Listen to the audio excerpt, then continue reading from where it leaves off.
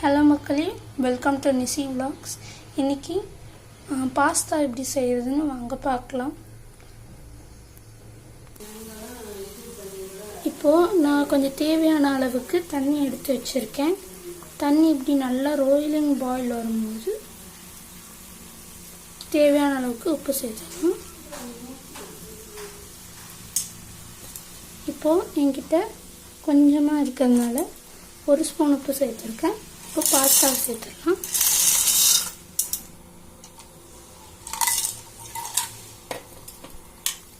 Pasta வெந்துட்டு இருக்கும் போதே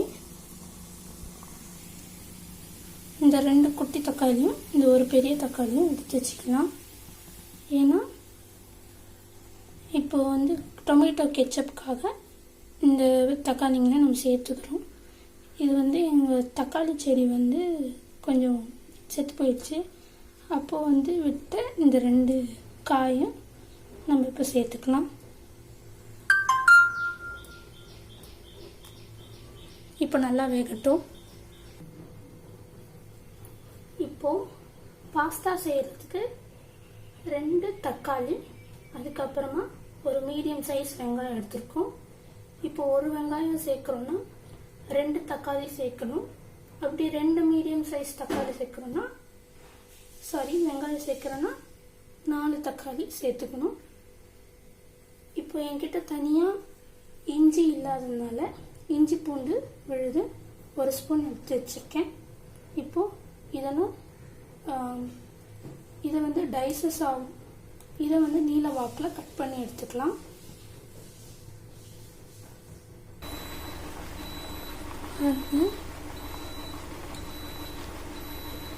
பாஸ்தா நல்லா வெந்துருச்சு.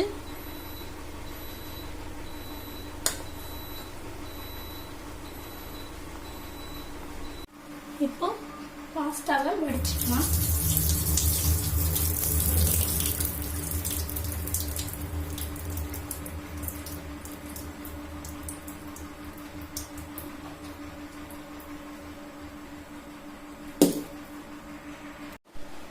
இப்போ கொஞ்ச நேரம் ஆற விட்டுக்கலாம். இதுக்கப்புறமா பாஸ்தாக்கு முன்னாடி நம்ம செய்ய வேண்டிய காரியங்கள்லாம் பார்க்கலாம் வாங்க. இப்போது 2 தக்காளியை நல்லா பொடிசாக நறுக்கி வச்சுருக்கேன். அதே போல் ஒரு மீடியம் சைஸ் வெங்காயத்தையும் கட் பண்ணி வச்சுருக்கேன். இப்போது டொமேட்டோ கெச்சப் எப்படி செய்யலாம்னு வாங்க பார்க்கலாம். இப்போ நான் பாஸ்தாவில் போட்டு வேக வச்சுருந்தேன் இந்த 3 தக்காளியும் இதோடு சேர்த்து 2 காஞ்ச மிளகாவை எண்ணெயில் வதக்கிட்டு நம்ம ஒரு ஸ்பூன் சர்க்கரை, அதுக்கப்புறமா கொஞ்சம் தேவையான அளவுக்கு உப்பு போட்டு நல்லா பேஸ்ட்டாக அரைச்சிக்கலாம். இப்போது அடுப்பை ஆன் பண்ணிவிட்டு பேனில் கொஞ்சமாக எண்ணெய் சேர்த்துக்கலாம். எண்ணெய் சேர்த்துக்கும் போதே கொஞ்சம் தேவையான அளவுக்கு கொஞ்சமாக உப்பு சேர்த்துக்கோங்க. உப்பு சேர்த்துட்டு காஞ்ச மிளகாயை காம்பு நீக்கி போடுங்க. அப்போ தான்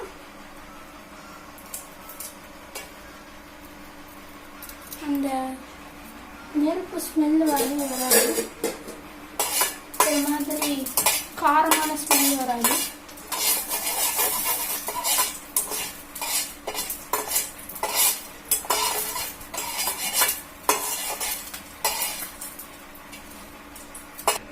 இப்போது 1 ஸ்பூன் சுகர், கொஞ்சம் தேவையான அளவுக்கு உப்பு, அதுக்கப்புறமா இப்போ நம்ம வதக்கின காஞ்ச மிளகா, அப்புறம் வேக வச்ச தக்காளியை சேர்த்துருக்கோம். இப்போது ஒரு பல்ஸ் கொடுத்து அரைச்சி எடுத்துக்கலாம்.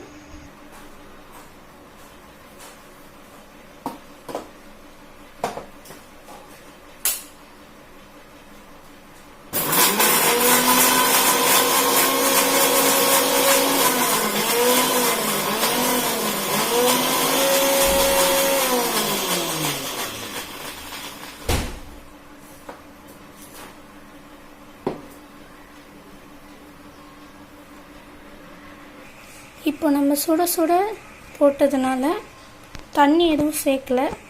இப்போ இந்த கன்சிஸ்டன்சியில் இருக்கும். கொஞ்சமாக இப்போது ஒரு பிஞ்ச் அளவுக்கு இல்லாட்டி ஒரு டீஸ்பூன் அளவுக்கு கார்ன்ஃப்ளவர், அதுக்கப்புறமா தேவையான அளவுக்கு தண்ணி ஊற்றி நல்லா பேஸ்ட்டாக அரைச்சி எடுத்துக்கலாம். இப்போது இந்த மாதிரி சுத்தமாக வெடித்து எடுத்துக்கோங்க. இப்போது நான் ஒரு டீஸ்பூன் அளவுக்கு கார்ன்ஃப்ளவரை நல்லா தண்ணியில் கரைச்சி ஊற்றிருக்கேன். அதுக்கப்புறம் என்னோடய டேஸ்ட்டுக்கு ஏற்ற மாதிரி கொஞ்சமாக சுகரும் சால்ட்டும் ஆட் பண்ணியிருக்கேன். உங்கள் டேஸ்ட்டுக்கு ஏற்ற மாதிரி எவ்வளோ ஆட் பண்ணிக்கணுமோ நீங்கள் ஆட் பண்ணிக்கலாம். இப்போ நம்ம இதை அரைச்சி எடுத்துக்கலாம்.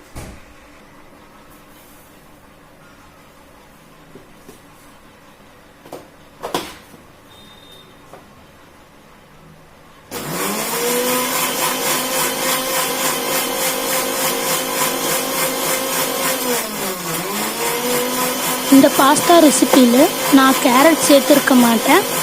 நீங்கள் மறக்காமல் கேரட் இல்லாட்டி உங்களுக்கு பிடிச்ச காயை இந்த பாஸ்தாவில் நீங்கள் சேர்த்துக்கலாம்.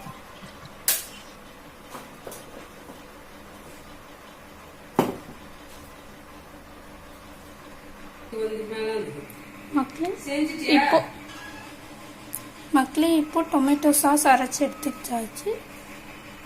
உங்ககிட்ட சில்லி சாஸ் இருந்தால் ஆட் பண்ணிக்கலாம். அப்படி சில்லி சாஸ் இல்லைன்னா 1 டேபிள் ஸ்பூன் சில்லி பவுடர் நம்ம ஆட் பண்ணிக்கலாம். இப்போ வாங்க பாஸ்தா செஞ்சுக்கலாம். இப்போது ஸ்டவ் ஆன் பண்ணிடலாம். ஹை ஃப்ளேமில் வைக்கலாம், இல்லாட்டி கொஞ்சம் மீடியமில் வைக்கலாம். ஏன்னா இந்த பேன் வந்து கரெக்டாக பேனை அட்ஜஸ்ட் பண்ணிக்கலாம்.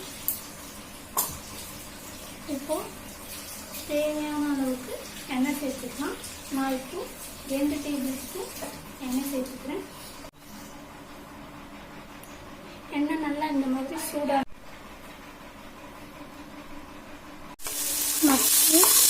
இப்போ நான் ஒரு மீடியம் சைஸ் வெங்காயம், 2 மீடியம் சைஸ் தக்காளியை சேர்த்து இஞ்சி பூண்டு விழுது எடுத்து வரைக்க தான் இப்படி எடுக்க முடியுது.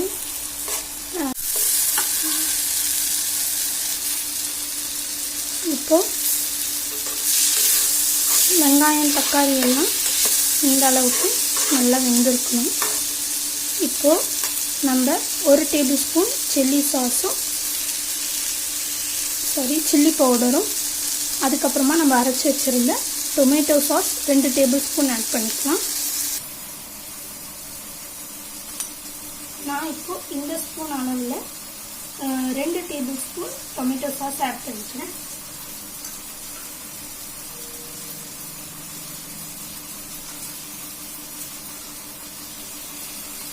இன்னும் கொஞ்சம் அதிகமாகவும் சேர்த்துக்கலாம், இந்த விருப்பம். இப்போ நம்ம இதை நல்லா வதக்கிக்கலாம்.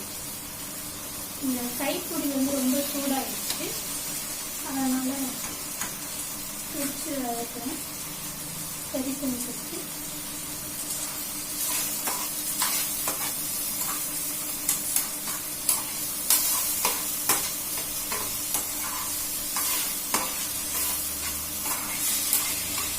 நல்லா இம்மர்ஜ் ஆகிற மாதிரி வதக்கி எடுத்துக்கோங்க.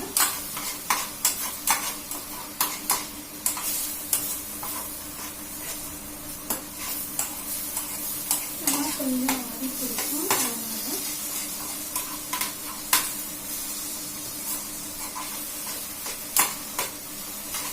முடிஞ்ச அளவுக்கு தீயாதபடிக்கு பார்த்துக்கோங்க.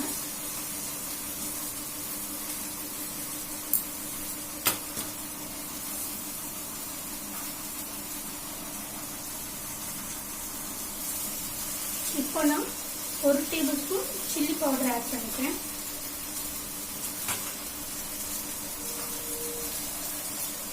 கொஞ்சமாக தண்ணி சேர்த்துக்கலாம். ஏன்னா சில்லி பவுடர் வந்து கரைஞ்சி வரணும். டொமேட்டோ சாஸோட ஒட்டிச்சு. இப்போ இதை நல்லா நம்ம கலந்துக்கலாம்.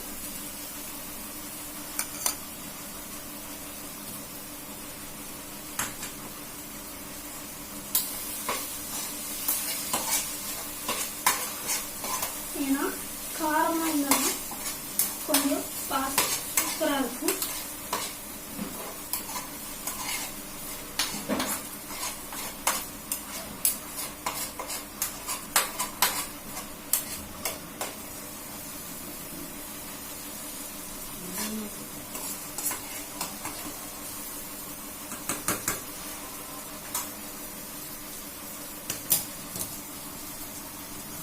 நான் இன்னைக்கு சக்தி சில்லி பவுடர் தான் ஆட் பண்ணியிருக்கேன். ஸோ இந்த மாதிரி நல்லா செஞ்சுருக்கணும். நான் சொன்ன மாதிரி பாருங்கள், இந்த பேனில் அடி பிடிச்சிருக்கு. அப்போது கொஞ்சமாக எண்ணெய் சேர்த்துக்கோங்க. எண்ணெய் சேர்த்திங்கன்னா கொஞ்சமாக அடி பிடிக்காமல் இருக்கும். இப்போ கொஞ்சமாக லைட்டாக உப்பு சேர்த்துக்கலாம். உப்பு சேர்த்துட்டு இப்போ நம்ம வேக வச்சுருந்த பாஸ்தாவை ஆட் பண்ணிக்கலாம்.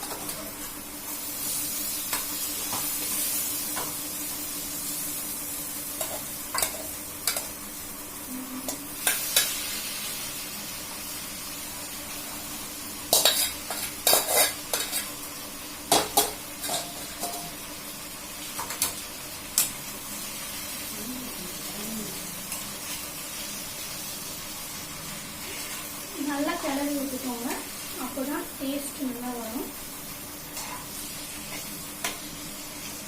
நல்லா இப்போ நம்ம வதக்கியிருந்த வெங்காயம், தக்காளி, இந்த chilli sauce, chilli powder, tomato sauce இதெல்லாம் சேர்த்து இந்த பாஸ்தா நல்லா கிளறி வைக்கணும்.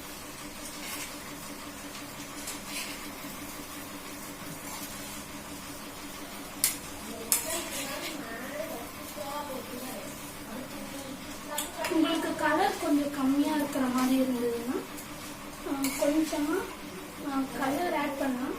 பட் கலர் வந்து இந்த கேசரி பவுடர் போடுற கலர் வந்து அவாய்டபிள். நீங்கள் அதுக்கு பார்த்தீங்கன்னா காஷ்மீரி மிளகாத்தூள் சேர்த்துக்கலாம். இப்போ என்கிட்ட காஷ்மீரி மிளகாத்தூள் இல்லை.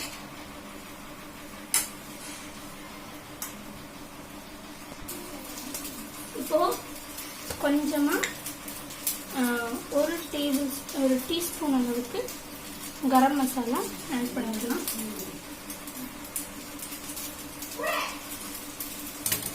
ஏன்னா இது இந்த இஞ்சி பூண்டு தக்காளி வெங்காயம் அதெல்லாம் சேர்க்கும்போது கொஞ்சம் சேர்த்துக்கிட்டிங்கன்னா பெட்டர். அப்போ தான் இந்த மேகி பாஸ்தாவில் எப்படி செய்யணுமோ அந்த ஸ்மெல் வரும், சூப்பராகவும் இருக்கும். கொஞ்சமாக பெப்பர் தூக்கலாம். நம்ம பாஸ்தாவை கொஞ்சமாக டொமேட்டோ சாஸ் ஊற்றி இறக்கியிருக்கோம். இப்போ வாங்க டேஸ்ட் பார்த்துட்டு சொல்கிறேன். வாங்க சாப்பிட்லாம்.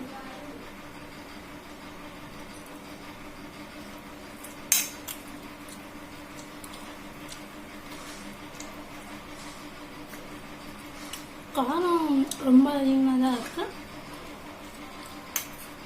கரம் மசாலாவை அந்த வதக்கிட்டு இருந்தோம் பார்த்தீங்களா, அந்த டைமில் போட்டிருந்தா நல்லா இருந்திருக்கும்.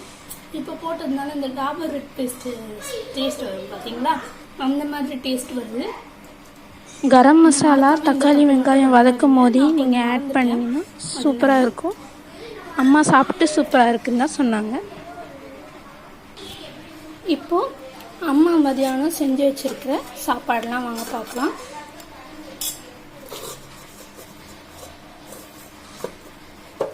ஓப்பன் பண்ண முடியல. முட்டை ஃப்ரை,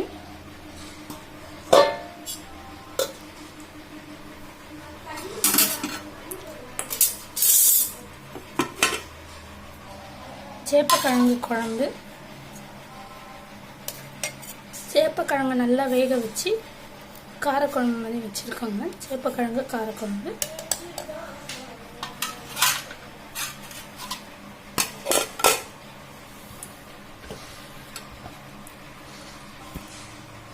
அதுக்கப்புறமா சாப்பாடு வேக வச்சுக்கலாம்.